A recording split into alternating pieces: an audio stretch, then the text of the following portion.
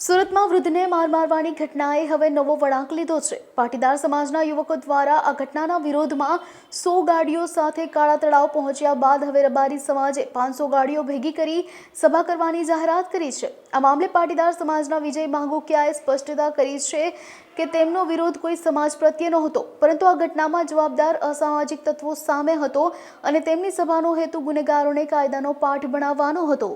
વિજય માંગુકિયા કાળા તળાવ ગામની અંદર જે ઘટના ઘટી છે એ ઘટનાને લઈને સમગ્ર વિશ્વની અંદર પડઘા પડ્યા છે।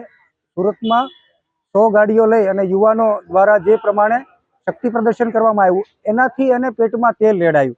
એ સમાજને એવું લાગ્યું કે કોઈ સમાજનો વિરોધ કરવા માટે આવ્યા છે, પરંતુ અમારો કોઈ સમાજ સાથે વિરોધ નથી, કોઈ સમાજના લોકો સાથે વિરોધ નથી। અમારો એક જ વિરોધ છે, અસામાજિક તત્વોને કોઈ પણ સંજોગે ડામવા।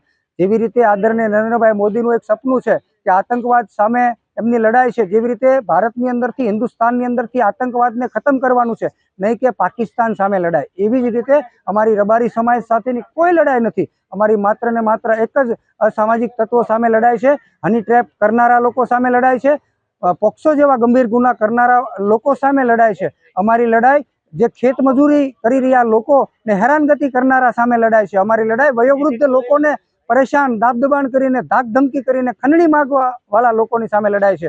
અમારી લડાઈ અસામાજિક તત્વો સામે છે। એટલે જો અસામાજિક તત્વોને સહયોગ આપશે અને એને સાવરશે તો સરકારને હું વિનંતી કરું છું આવા લોકોને સાવરવા ન જોઈએ। અને આગળ પણ અમિતભાઈ લવતુકાને ખૂબ સારા સમાજના અગ્રણી છે।